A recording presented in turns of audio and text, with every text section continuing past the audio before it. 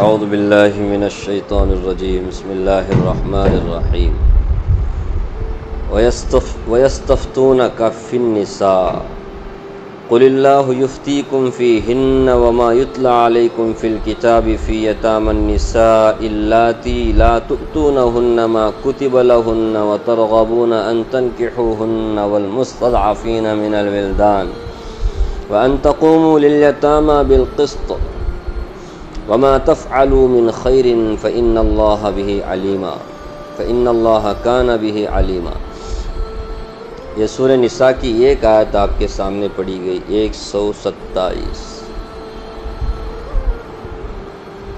اس سے پہلے کی آیتوں میں اللہ تبارک و تعالیٰ نے مسلمانوں اور پھر دیگر مذہب والوں، خاص کر کے یہود و نصارہ، جن کو یہ گمان تھا اپنے بارے میں کہ جنت میں صرف ہم ہی جائیں گے، اللہ تعالیٰ نے فرمایا خالی پیلی آرزوؤں سے کچھ ہوتا نہیں ہے، خالی پیلی اپنی نسبت کسی مقبول شخصیت کی طرف، محبوب شخصیت کی طرف کرنے سے کام نہیں چلتا۔ ایمان چاہیے، اچھے اعمال چاہیے، اپنا نظریہ، اپنی سوچ صحیح ہونی چاہیے۔ جو کوئی مسلمان ہے، ایمان والا ہے، اچھے عمل کرتا ہے، چاہے مرد ہو یا عورت ہو، وہ لوگ جنت میں جائیں گے۔ اس میں مسلمانوں کو، غیر مسلموں کو، دونوں کو بھی کیا ہے؟ سبق ہے۔ نہیں ہم تو مسلمان ہیں، ہم جنت میں ضرور جائیں گے، ہم تو یعقوب علیہ السلام کے اولاد ہیں، ہم جنت میں ضرور جائیں گے، ہم ابراہیم علیہ السلام کو ماننے والے ہیں، ہم جنت میں ضرور جائیں گے۔ اس طرح یہود، نصارہ، ایک زمانے مشرکین عرب بھی کہا کرتے تھے کہ ان کی نسبت حضرت ابراہیم علیہ السلام سے تھی۔ اللہ نے فرمایا خالی پیلی نسبت کرنے سے کام نہیں چلے گا، خود کی ذات کیسی ہے، کیریکٹر، کردار، تمہارا اعمال کیسا ہے، اللہ اس کو دیکھیں گے۔ اس کے بعد آخر میں فرمایا سب سے بہترین دھرم، دین اس کا ہے جس نے اپنی پوری زندگی اللہ کی طرف کیا کر دیا، جھکا دیا، اللہ کے حکم کے تابع کر لیا اپنے آپ کو، کہ جو اللہ کا حکم ہے مجھے اس کے مطابق چلنا ہے، اپنی پوری زندگی کو۔ اور پھر نیک نیتی سے وہ کام کرتا ہو، اخلاص ہو، اور پھر حضرت ابراہیم علیہ السلام کی ملت کی اتباع وہ کرتا ہو، یہ سب سے بہترین دھرم والا، بہترین دین والا ہے۔ جس کا نظریہ، جس کا عمل حضرت ابراہیم علیہ السلام کی ملت سے ہٹ کر ہے، خالی پیلی میں ابراہیم علیہ السلام کو ماننے والا ہوں بولے تو کام نہیں چلے گا، وہ آدمی کامیاب نہیں۔ سب سے بہترین دین اس کا ہے جو ملت ابراہیم کی اتباع کرے۔ ابراہیم علیہ السلام شرک نہیں کرتے تھے، وہ تو توحید پرست تھے، ایک اللہ کے لیے سب کچھ انہوں نے کیا، ان کی زندگی گواہ۔ یہ پچھلی آیتوں میں کہا گیا، اس کا ریکارڈ نہیں ہوا تھا، اس کے لیے میں خلاصہ بتا دیا۔ ابھی جو آیت آپ کے سامنے پڑھی گئی، اس میں یتیم بچوں اور عورتوں، اس میں بھی خاص کر کے یتیم لڑکیوں کے تعلق سے اللہ تعالیٰ نے کچھ احکامات دیے ہیں، اور یہ وہ احکامات ہیں، یہ سورت کے ایک دم ابتدا میں، یہ سورہ نساء ہے، سورہ نساء کی ابتدا میں آپ لوگوں کو یاد ہوگا، یاد نہیں ہو تو سن لیجئے کہ اللہ تبارک و تعالیٰ نے یتیموں کے مال کی حفاظت، یتیم لڑکیوں کے مالوں کی حفاظت کے تعلق سے احکامات نازل کیے تھے۔ کہا یتیموں کے مالوں کو دیتے رہا کرو، ان کی مال کی حفاظت کرو، اپنے مال کے ساتھ ملا کر کے ان کے مال کو مت کھاؤ، ناجائز قبضہ مت کرو۔ یتیم لڑکیوں کے ساتھ اگر نکاح کرنے کا ہے تو ان کے مہر کو ادا کرو، ان کے مال کی حفاظت کرو۔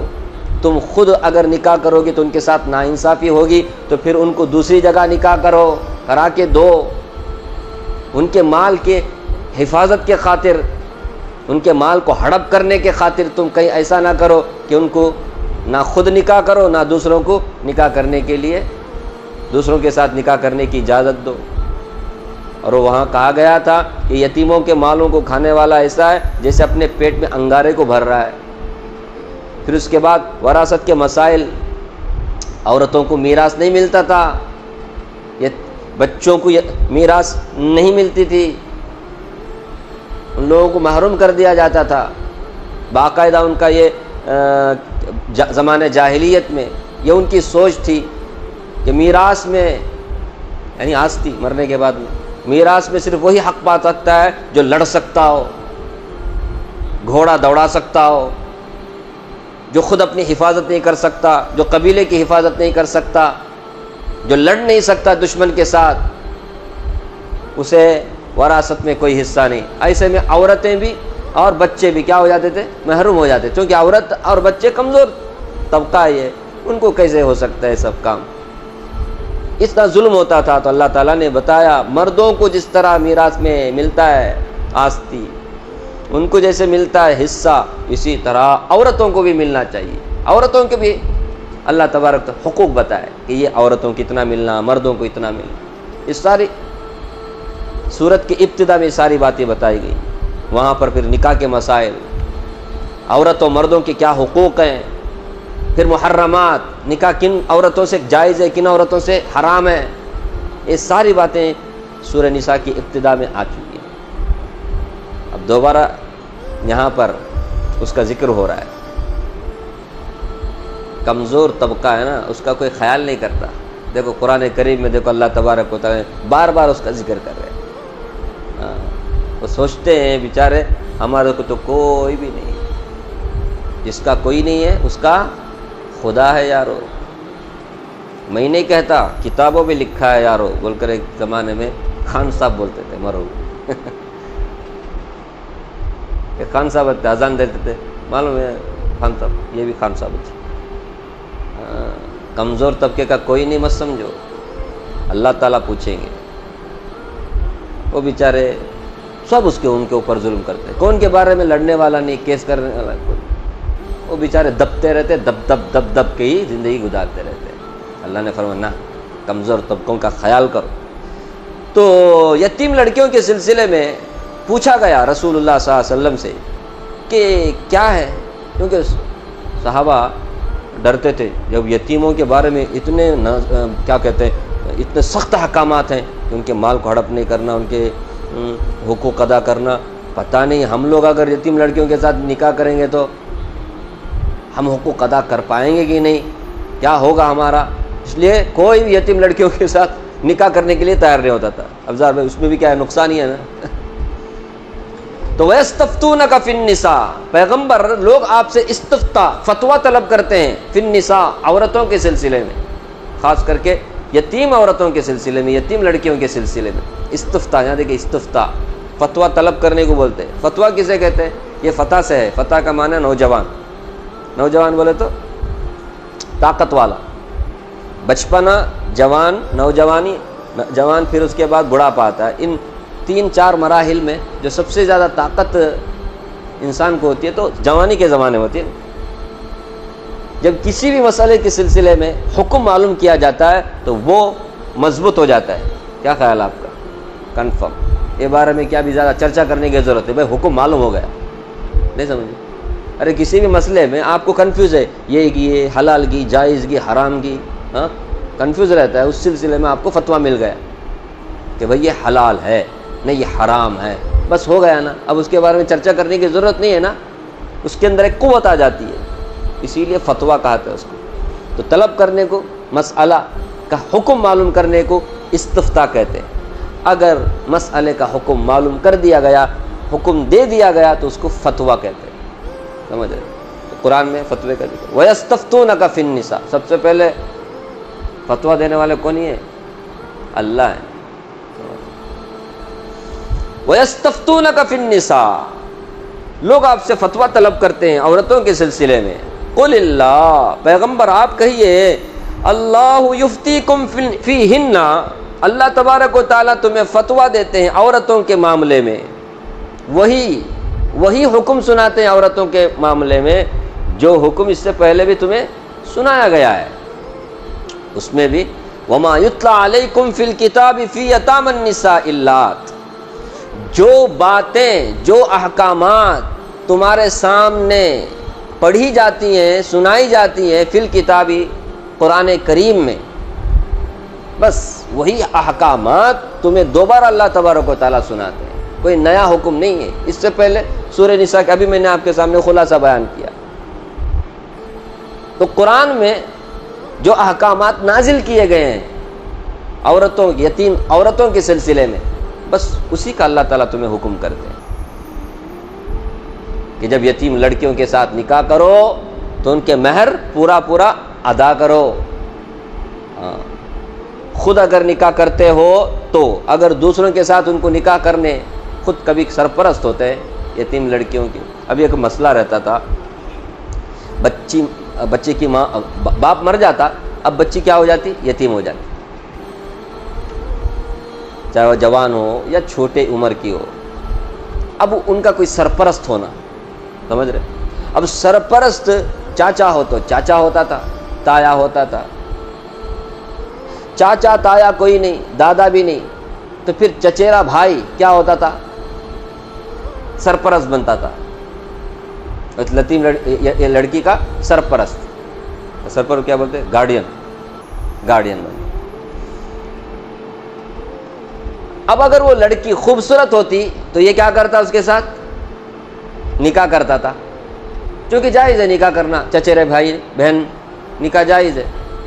وہ اس نیت سے کرتا تھا کہ لڑکی بھی مل گئی، اب اس کا جو بھی باپ سے اس کو ملنے کا ہے وہ سب بھی میرے پاس ہی رہے گا، کہیں بھی نہیں جاتا.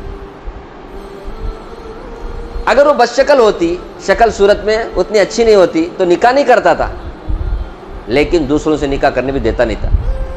کیوں؟ اگر یہ دوسرے کے ساتھ نکاح کر کے جائے گی تو بھی اس کا جو حصہ وصہ ہے نا وہ بھی لے کے جائے گی. تو اصل ہمارے کو تو مال، ابھی مال کو قبضے میں رکھنا، اس کے لیے بیچارے عورتوں کے ساتھ یہ ظلم ہوتا تھا. نہ یہ خود نکاح کرتے تھے بس شکل ہونے کی وجہ سے، نہ دوسروں کو نکاح کرنے دیتے تھے. اور کبھی خود خوبصورت ہونے کی وجہ سے نکاح کرتے تھے تو ان کا مہر نہیں دیتے تھے، ان کے حقوق ادا نہیں کرتے تھے، ان کے مال پر ناجائز قبضہ کرتے تھے. بات سمجھ میں؟ یہ سارا ظلم ہوتا تھا. پہلی بات تو یہ ہے کہ ان کو میراث میں ملتا ہی نہیں تھا. کبھی سمجھو کچھ مل گیا، کچھ لوگوں نے ایسا ویسا بول کر کے یہ ان کا ہے ان کا، تو اس کو بھی ہڑپ کرنے کی کیا کرتے تھے؟ کوشش کرتے تھے. کون؟ گارڈین. تو اللہ نے فرمایا اس سے پہلے تمہارے کو اللہ نے حکم جو سنایا وہی حکم ابھی بھی سنا رہے ہیں. خاص کر کے فی یتام النساء اللاتی لا تؤتونہن ما کتب لہن، یتیم عورتوں کے سلسلے میں خاص کر کے جن کو تم دیتے نہیں ہو وہ چیز جو ان کے لیے مقرر کی گئی ہے، ان کے لیے جو مقرر کی گئی ہے وہ چیز تم ان کو دیتے نہیں ہو. مہر میں مقرر کیا جاتا ہے 100 گرام سونا، 50 گرام سونا، کیا خرچ، 1 لاکھ روپیہ، 1.5 لاکھ، خالی بولنے میں، دیتے تو کچھ نہیں تم. سمجھ رہے؟ یہاں تو الحمدللہ کیش دینے کے بعد مولوی صاحب ذرا اعلان کرو، یہ بولتے ہیں ہاں بھائی دے دیے بول کر، سمجھ رہے؟ لڑکی کے ابا کے حوالے کر دیے، دلہا نے جو مہر مقرر کیا وہ دلہن کے والد کے حوالے کر دیے. وہ نہیں، بعض علاقوں میں خالی نام کے لیے بعد میں دیتے ہوتے کچھ بھی نہیں. اس زمانے میں کیسا ہے بولے تو سوچو اس زمانے میں کیسا رہے. تو یتیم عورتوں کے سلسلے میں یہ زیادہ تھا. کیوں یتیم بولے تو کیا مطلب؟ اس کا باپ نہیں، کوئی پوچھنے والے نہیں بول کر کے یہ لوگ کیا کرتے تھے؟ منمانی کرتے تھے. ارے باپ ہے بولے تو جھک مار کے دینا، باپ پوچھتا ہے نا اس کا کوئی ہے بول کر، بھائی ہے فلاں ہے بول. یتیم لڑکیاں کوئی بھی نہیں پوچھنے والا. اور میں خاص کر کے یتیم لڑکیوں کے سلسلے میں جو مقرر کیا گیا ان کے لیے مہر، اس کو تم دو، تم اس کو دیتے نہیں ہو. لا تؤتونہن ما کتب لہن، تم دیتے نہیں ہو ان کو ان کا حق. تو اس سلسلے میں اللہ تبارک و تعالیٰ تمہیں حکم دیتے ہیں کہ ان کے حقوق کیا کرو؟ ادا کرو. وترغبون ان تنکحوہن، اور تم چاہتے ہو ان کے ساتھ نکاح کرنا، یتیم لڑکیوں کے ساتھ نکاح کرنا. اب اس کو دماغ میں لاؤ. کبھی گارڈین خود چچیرا بھائی ہوتا تو یہ چاہتا تھا خوبصورت ہونے کی وجہ سے نکاح کرو، نکاح کرتا تھا لیکن مہر دیتا نہیں تھا. سمجھ رہے؟